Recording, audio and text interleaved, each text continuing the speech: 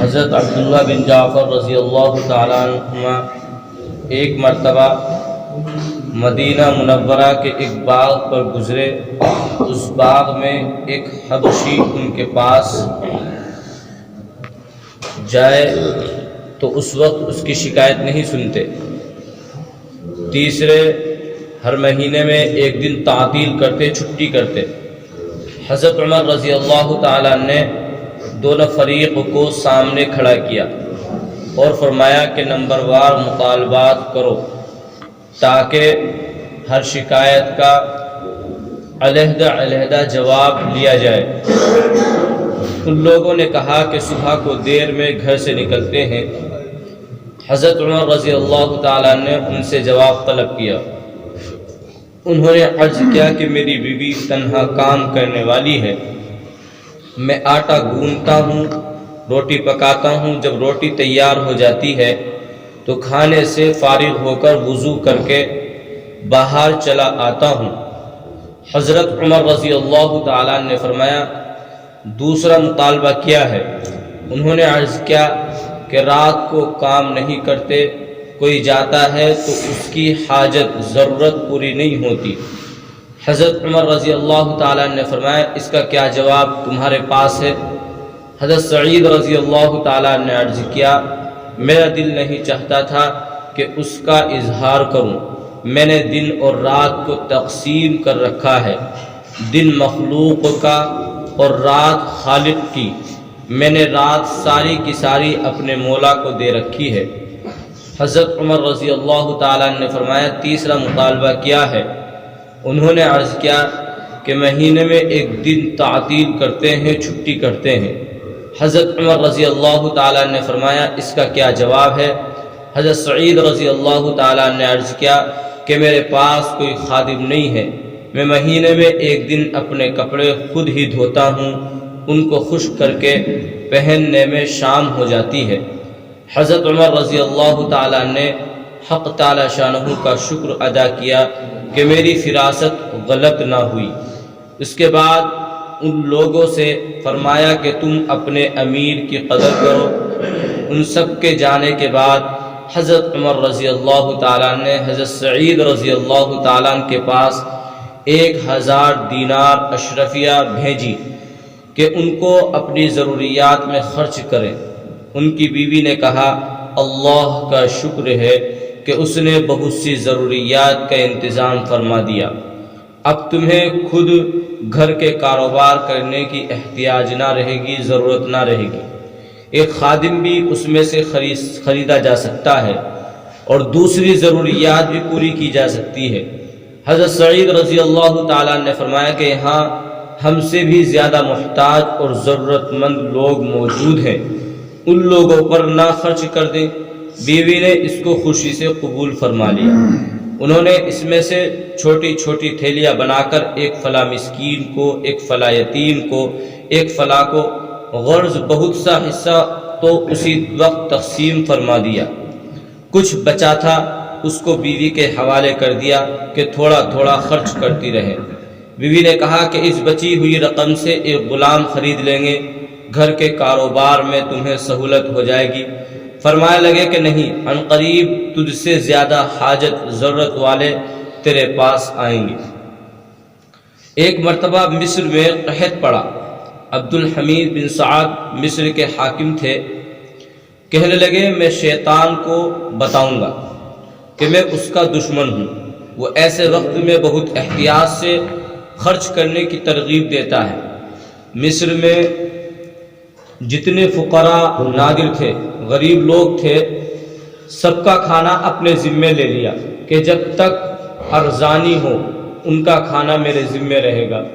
چنانچہ ایسا ہوتا رہا، یہاں تک کہ قحط دور ہو گیا، بازار کا نرخ ارزاں ہو گیا۔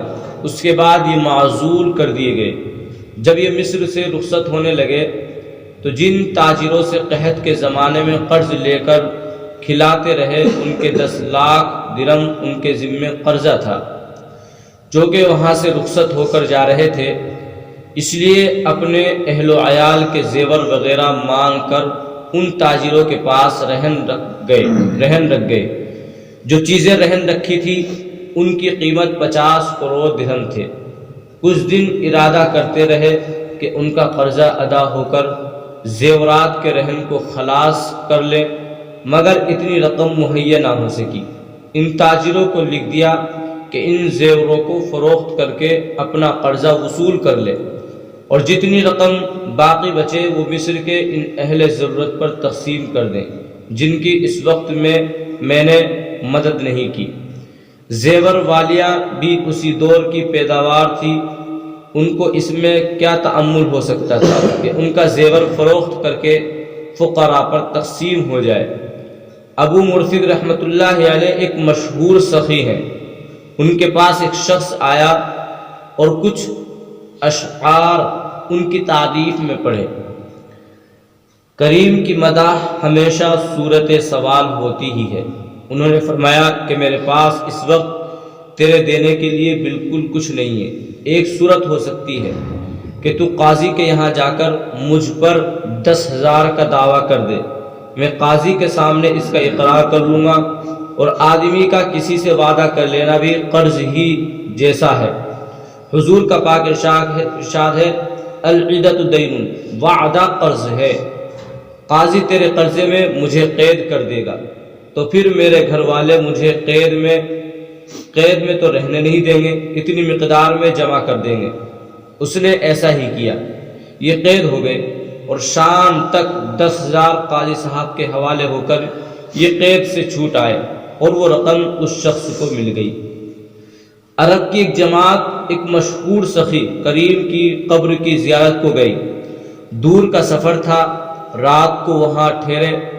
ان میں سے ایک شخص نے اس قبر والے کو خواب میں دیکھا کہ وہ اس سے کہہ رہا ہے کہ تو اپنے اونٹ کو میرے بختی اونٹ کے بدلے میں فروخت کرتا ہے۔ بختی اونٹ اعلیٰ قسم کے اونٹوں میں شمار ہوتا ہے جو اس میت نے ترکے میں چھوڑا ہے، وراثت میں چھوڑا تھا۔ خواب دیکھنے والے نے خواب ہی میں معاملہ کر لیا۔ وہ صاحب قبر اٹھا اور اس کے اونٹ کو ذبح کر دیا۔ جب یہ اونٹ والا نیند سے اٹھا تو اس کے اونٹ کے خون جاری تھا۔ اس نے اٹھ کر اس کو ذبح کر دیا کہ اس کی زندگی کی امید نہ رہی تھی، اور گوشت تقسیم کر دیا۔ سب نے پکایا کھایا۔ یہ لوگ وہاں سے واپس ہو گئے۔ جب اگلی منزل پر پہنچے تو ایک شخص بختی اونٹ پر سوار ملا جو یہ تحقیق کر رہا تھا کہ فلاں نام کا شخص تم میں سے کوئی ہے؟ اس خواب والے شخص نے کہا کہ یہ میرا نام ہے۔ اس نے پوچھا کہ تو نے فلاں قبر والے کے ہاتھ کوئی چیز فروخت کی ہے؟ خواب دیکھنے والے نے اپنا خواب کا قصہ سنایا۔ جو شخص بختی اونٹ پر سوار تھا اس نے کہا کہ وہ میرے باپ کی قبر تھی، یہ اس کا بختی اونٹ ہے۔ اس نے مجھے خواب میں کہا ہے کہ اگر تو میری اولاد ہے تو میرا بختی اونٹ فلاں شخص کو دے دے، تیرا نام لیا تھا، یہ بختی اونٹ تیرے حوالے ہے۔ یہ کہہ کر وہ اونٹ دے کر چلا گیا۔ یہ سخاوت کی حد ہے کہ مرنے کے بعد بھی اپنی قبر پر آنے والوں کی مہمانی کی، اپنے اصیل اونٹ کو فروخت کر کے آنے والوں کی مہمانی کی۔ باقی یہ بات کہ مرنے کے بعد اس قسم کا واقعہ کیوں ہو گیا، اس میں کوئی محال چیز نہیں ہے۔ عالم ارواح میں اس قسم کے واقعات ممکن ہیں۔ ایک قریشی سفر میں جا رہے تھے، راستے میں ایک بیمار فقیر ملا جس کو مصائب نے تکالیفوں نے بالکل ہی عاجز کر رکھا تھا۔ اس نے درخواست کی کہ کچھ مدد میری کرتے جاؤ۔ ان قریشی صاحب نے اپنے غلام سے کہا کہ جو کچھ تمہارے پاس خرچ ہے وہ سب لے آؤ۔ اس غلام نے جو کچھ تھا جس کی مقدار 4,000 درہم تھی وہ اس فقیر کی گود میں ڈال دیا۔ وہ فقیر ان کو لے کر ضعف کی وجہ سے، کمزوری کی وجہ سے اٹھ بھی نہ سکا۔ اس بڑی مقدار کے ملنے پر خوشی میں اس کے آنسو نکل آئے۔ قریشی کو یہ خیال ہوا کہ شاید اس نے اس مقدار کو کم سمجھا، اس پر رو رہا ہے۔ اس سے پوچھا کیا اس وجہ سے رو رہا ہے کہ یہ بہت کم مقدار ہے؟ مگر میرے پاس اس کے سوا اور کچھ اس وقت نہیں ہے۔ فقیر نے کہا نہیں، اس پر نہیں رو رہا ہوں، اس پر رو رہا ہوں کہ تیرے کرم سے کتنی زمین کھا رہی ہے۔ جب ایک ناواقف سائل کے سوال پر تیرے کرم کا یہ حال ہے کہ سفر کی حالت میں بھی جو موجود تھا سب دے دیا، تو اس سے حضرت کے کرم کا اندازہ ہو گیا۔ عبداللہ بن عامر بن قریظ رضی اللہ تعالی عنہما نے حضرت خالد عقبہ اموی رضی اللہ عنہما سے ان کا مکان اپنی ضرورت سے 90,000 درہم میں خریدا۔ جب وہ فروخت ہو گیا تو خالد کے گھر والوں کو اس کی خبر ہوئی تو ان کو رنج اور صدمہ بہت ہوا۔ رات کو کچھ رونے کی آواز ابن عامر رضی اللہ تعالیٰ عنہ کے کان میں پڑی۔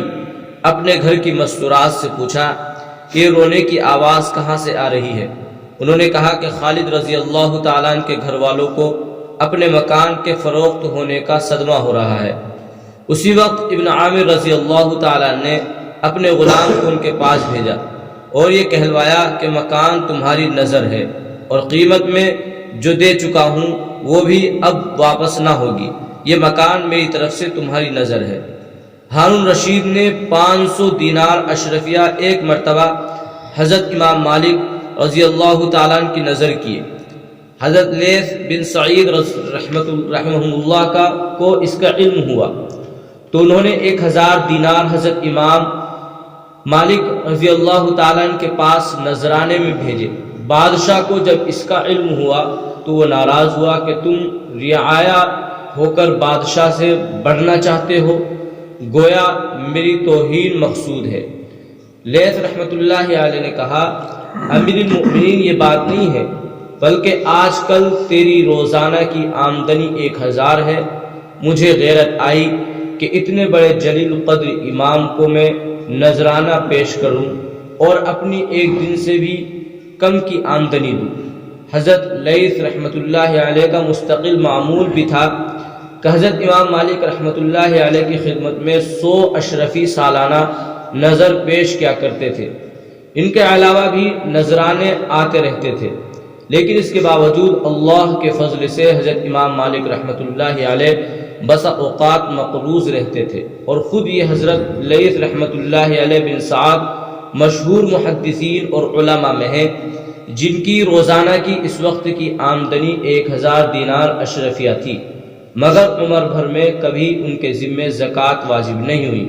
کیوں نہیں ہوئی؟ کبھی سوچے نہیں، وہ خرچ کر دیتے نا، بانٹ دیتے تھے اپنا۔ مختلف زمانوں میں ان کی آمدنی مختلف رہی تھی، اور ایسا ہی ہوا کرتا ہے کہ آمدنی کم و بیش ہوتی رہا کرتی ہے، لیکن زکوٰۃ کسی زمانے میں بھی واجب نہ ہوئی کہ زکوٰۃ تو جب واجب ہو جب کوئی جمع کر کے رکھے بھی۔ محمد بن رمحہ رضی اللہ تعالیٰ عنہ کہتے ہیں کہ حضرت لیث رحمۃ اللہ علیہ کی سالانہ آمدنی ہر سال 80,000 دینار تھے، مگر اللہ تعالیٰ نے کبھی ان پر 1 درہم کی زکوٰۃ بھی واجب نہیں کی۔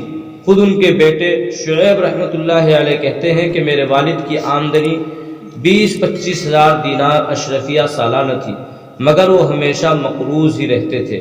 ابتدا میں 20-25 ہزار ہوگی جس پر قرضہ ہوتا رہتا تھا، اس کے باوجود وہ سب کچھ اللہ کے راستے میں خرچ کر دیتے تھے، اس وجہ سے اس کا بڑھنا ضروری تھا، اس لیے کسی وقت میں 1000 روزانہ بھی ہو گیا۔ ایک عورت حضرت لیث رحمۃ اللہ علیہ کے پاس ایک پیالی لے کر آئی کہ مجھے تھوڑے سے شہد کی ضرورت ہے، اگر آپ کے پاس ہو تو مرحمت فرما دیجئے۔ انہوں نے ایک مشک شہد کی اس کے حوالے کر دی۔ کسی نے کہا کہ وہ تو تھوڑا مانگتی تھی، آپ نے فرمایا کہ یہ اس کا فعل تھا، کام تھا کہ اس نے اپنی ضرورت کے بقدر مانگا، مجھے اس کے موافق دینا چاہیے تھا جتنا میرے اللہ نے مجھ پر احسان فرما رکھا ہے۔ ایک مرتبہ کچھ لوگوں نے ان کے ایک باغ کا پھل خریدا، اس میں خریداروں کو نقصان ہوا، ان کو اطلاع ہوئی، انہوں نے باغ کی بیع کا معاملہ فسخ کر دیا، ان کی قیمت واپس کر دی اور ان کو اپنے پاس سے 50 دینار اشرفیہ نظر کیے۔ کسی نے پوچھا کہ یہ کس چیز کا تاوان دیا؟ فرمائے لگے کہ ان لوگوں نے میرے باغ سے نفع کی امید باندھی تھی، میرا دل چاہا کہ ان کی امید پوری کر دوں۔ حضرت اعمش رحمۃ اللہ علیہ سلیمان بن مہران مشہور محدث ہے، فرماتے ہیں کہ میرے پاس ایک بکری تھی، وہ بیمار ہو گئی۔ حضرت خثیمہ رحمۃ اللہ علیہ بن عبد الرحمن رحمہ اللہ روزانہ صبح کو اور شام کو 2 وقت اس بکری کی عیادت کرنے میرے پاس تشریف لاتے، بکری کا حال پوچھتے اور یہ بھی دریافت کرتے کہ بچوں کو دودھ تو ملتا نہیں ہوگا، وہ ضد تو نہیں کرتے، بکری نے کچھ کھایا نہیں، وغیرہ وغیرہ۔ اور ہمیشہ چلتے ہوئے جس ٹاٹ پر میں بیٹھا کرتا تھا اس کے نیچے کچھ ڈال جاتے کہ یہ بچوں کے لیے اٹھا لینا۔ بکری کی بیماری کے زمانے میں 300 دینار اشرفیوں سے زیادہ مجھے ان کے احسان سے ملا۔ مجھے یہ خواہش ہونے لگی کہ یہ بکری بیمار ہی رہے تو اچھا ہے۔ عبد الملک بن مروان نے حضرت اسماء بن خارجہ رحمۃ اللہ علیہ سے پوچھا کہ مجھے تمہاری بعض عادتیں بہت اچھی پہنچی ہیں، تم اپنے معاملات مجھے بتاؤ۔ انہوں نے عذر کر دیا کہ میری کیا عادت اچھی ہو سکتی ہے، دوسروں کی عادتیں بہت اچھی ہیں، ان سے دریافت کریں۔